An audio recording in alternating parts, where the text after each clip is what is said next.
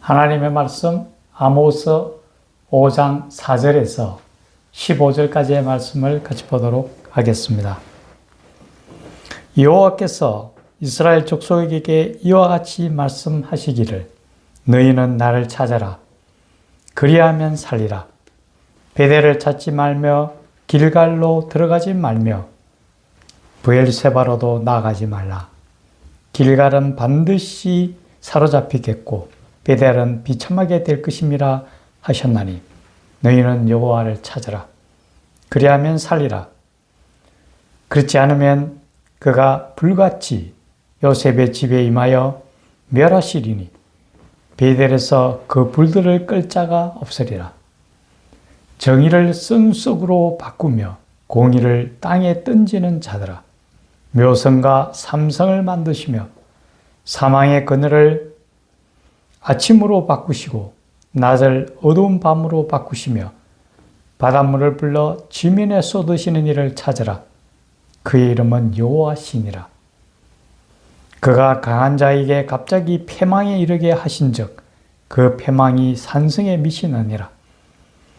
무리가 성문에서 책망하는 자를 미워하며 정직히 말하는 자를 싫어하는도다. 너희가 힘없는 자를 밟고 그에게서 미래의 부당한 세를 거두었은즉 너희가 비록 다듬은 돌로 집을 건축하였으나 거기 거주하지 못할 것이요 아름다운 포도원을 가꾸었으나 그 포도주를 마시지 못하리라. 너희 허물이 많고 죄악이 무금을 내가 아노라. 너희는 의인을 학대하며 뇌물을 받고 성문에서 가난한 자를 억울하게 하는 자로다. 그러므로 이런 때에 지혜자가 잠잠하나니 이는 악한 때임이라. 너희는 살려면 선을 구하고 악을 구하지 말지어다. 만군의 하나님 여호와께서 너희의 말과 같이 너희와 함께 하시리라. 너희는 악을 미워하고 선을 사랑하며 성문에서 정의를 세울지어다. 만군의 하나님 여호와께서 혹시 요셉의 남은 자를 불쌍히 여기시리라. 아멘. 오늘 전할 하나님의 말씀은 여호와를 찾아라입니다. 이 시간 성령께서 우리의 마음을 주장하시고 우리의 눈을 열어 주의 법의 기이함을 보게 하심으로 이 시간 우리 모두에게 은혜가 충만한 시간이 되기를 간절히 축원합니다. 오늘 성경 본문에 보면은 먼저 우리가 세상을 살아가는 모습을 아주 자세히 구체적으로 묘사하고 있습니다.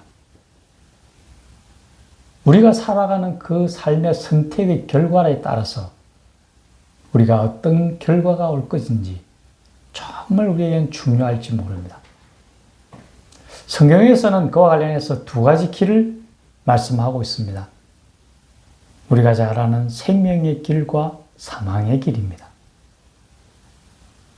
그 생명의 길은 길이 좁고 협착하여 찾는 자가 적고, 반면 사망의 길은 길이 넓고 평탄하여 찾는 자가 많다고 성경은 말합니다. 우리가 이 땅에 살아가는 동안 비록 힘들고 어려울지라도 그 좁은 길을 택하여 나아갈 것인지, 아니면 모든 세상 사람들이 택하는 쉽고 평탄한 길로 갈 것인지, 그 결국은 우리가 너무나 잘 압니다.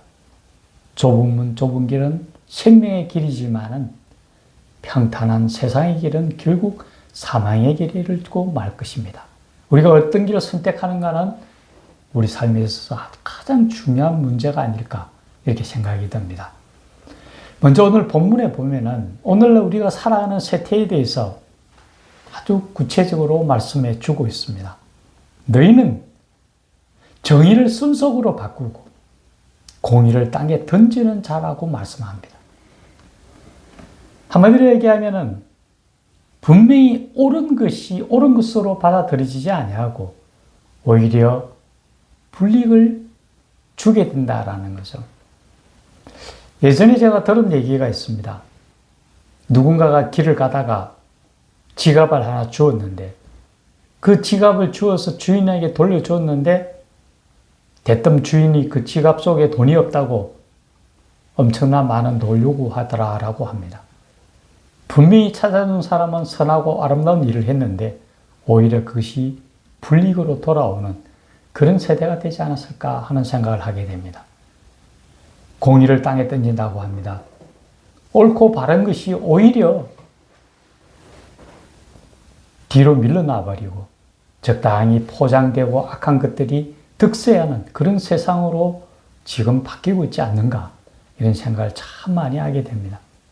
11절, 12절에 보면 이와 관련해서 보다 구체적으로 우리에게 말씀해 주고 있습니다. 약한 자를 밟는다라고 얘기합니다. 세상 사람들은 약육강식이 너무나 뚜렷합니다. 강한 자에게는 굽신거리고 약하게 굴고 약한 자에게는 어떻든 그 사람을 짓밟아 버리려고 하는 것이 요즘 세태의 모습이 아닌가 그런 생각을 합니다. 그러면서 또 그렇게 얘기합니다. 부당한 세를 맞는다라고 얘기합니다. 아무런 권한 없이 때로는 자기의 유익을 위해서 다른 사람을 희생시키고 다른 사람의 것을 빼앗으려고 하는 그런 것들이 참 많은 것 같습니다. 그 많은 것들이 참 너무나 때로는 보기가 안타깝죠. 그런가 하면은 뇌물을 받고 가난한 자를 억울하게 한다고 얘기합니다. 요즘 흔히 유행하는 말이 있죠. 유전무죄, 무전유죄. 돈이 있어서 적당하게 뇌물을 주면은 풀려나고 돈이 없으면은 억울한 옥살이를 한다라고 얘기합니다. 요즘 보면은 사법부의 그러한 권위가 땅에 떨어지는 경우가 참 많다고 느껴집니다. 뭔가 잘못된 방법으로 오히려 옳은 것들이 감추어지고 더 피해를 보는 그런 세태가고 있지 않을까 봅니다. 무엇보다도 불이한 이익을 탐하게 되고 어떻든 자기에게 조금이라도 이익이 된다면 수단과 방법을 가리지 아니하고 자기 이익만을 챙기려고 하는 세상. 그런 세상이 지금 우리에게 눈앞에 보여지고 있는 그런 세상이 아닌가. 물론 저를 포함해서 우리 모두도 그 속에 살고 있고 또 그걸로 따라가고 있지는 않은지 한번 돌아봐야 되지 않을까 봅니다. 무엇보다도 요즘 보면은 우상 숭배가 만연해 있는 것 같아요. 어디 가도 점집이 있고 K무당 해가지고 세상 속에 오히려 그런 무속이 영향을 준다라는 식으로까지 이야기하더라고요. 너무나 잘못됐습니다. 특히나 우리 그리스도인들이 그런데 굉장히 무뎌지고 어떤 때는 동조하는 듯한 태도를 취할 때가 많지 않은가 우리 자신을 돌아봐야 됩니다. 또한 세상에 향락에 젖는 경우가 참 많은 것 같습니다. 세상에는 우리로 하여금 무너뜨리려고 하는 참 향락적인 부분이 참 많은 것 같아요. 그런 부분에 대해서 우리가 일깨워 있지 않다면 자칫 잘못하면 그것에 빠져들지 않을까 생각을 합니다. 그런 길을 가는 자들에 대해서 오늘 본문은 이렇게 얘기합니다. 필히 멸망한다라고 얘기합니다. 그 길을 따라가게 되면은 결국 우리가 세상에 걸어가는 그 길을 따라가면은 결국 그 끝에는 사망의 길로 간다라고 분명하게 우리에게 경고하고 있습니다. 그렇다면 우리가 그 길에 돌아서서 어떻게 해야 되는가? 오늘 본문에서는 이렇게 얘기합니다. 여호와를 찾으라고 얘기합니다. 여호와를 찾아야만 살 수 있다고 얘기합니다.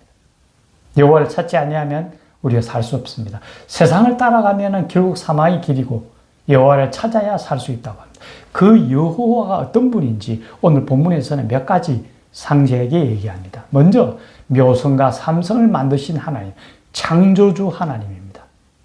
모든 생명의 근원이 하나님부터 나왔고 우리의 생명의 주권자가 하나님이심을 분명히 알아야 됩니다.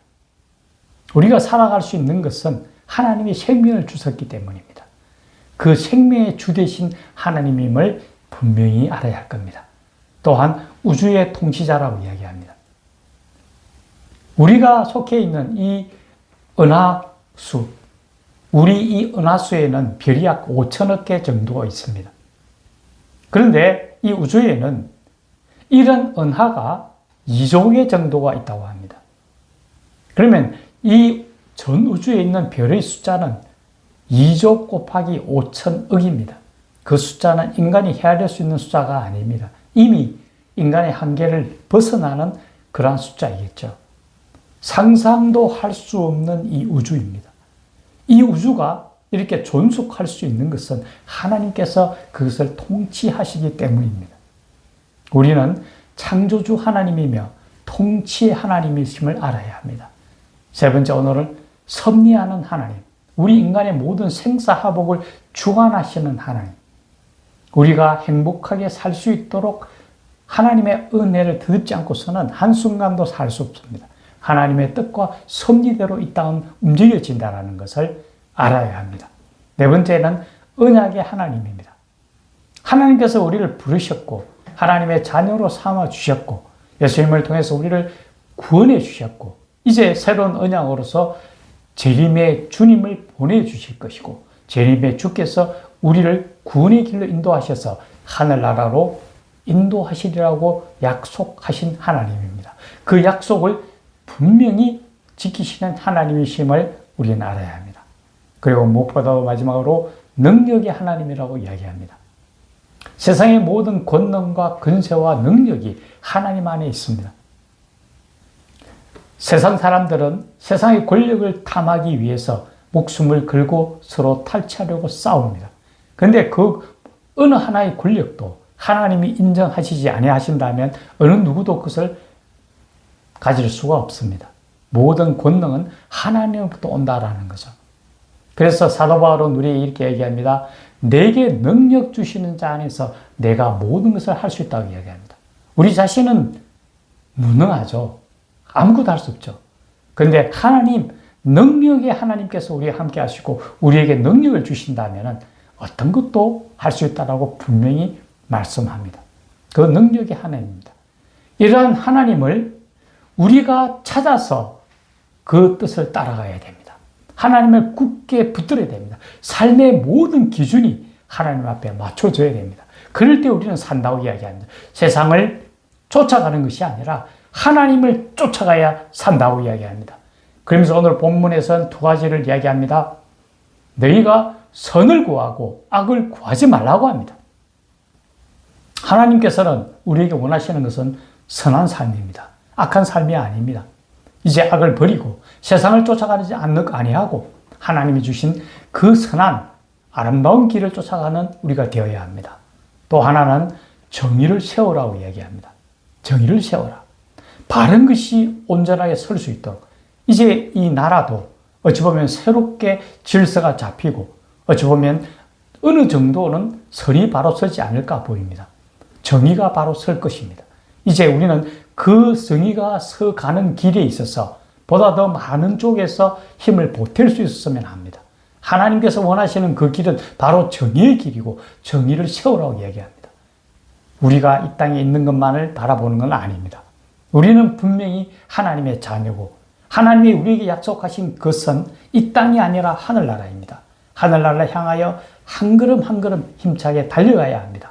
한순간순간 창조주 하나님, 우주의 통치자신 하나님, 권능의 하나님, 능력의 하나님, 그 자연을 모든 것을 다스리고 섭리하시는 하나님, 우리와 언약을 맺으시고 우리를 인도하셔서 하늘나라로 데려가실 하나님, 그 하나님을 바라보며 늘 승리하며 살아가는 하나님의 백성이 되기를 예수님의 이름으로 간절히 축원합니다. 기도드리겠습니다. 살아계신 하나님 아버지, 우리가 이 땅에 살아가는 동안 주님만을 붙들며 주님만을 바라보며 주께서 주신 이 세상 속에서 승리의 계가를 부리며 살아갈 수 있도록 도와주시옵소서.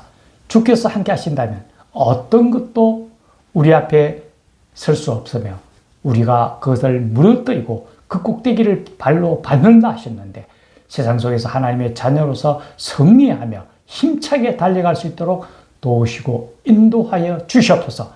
무엇보다도 우리에게 약속하신 하늘나라를 향하여 우리가 달려갈 때 주님께서 우리 함께 하심을 늘 깨닫고 주의 권능을 붙들고 날아가는 하나님의 자녀들이 되도록 인도하여 주시기만을 빌고원할 때에 예수님의 이름으로 간절히 기도드려옵나이다.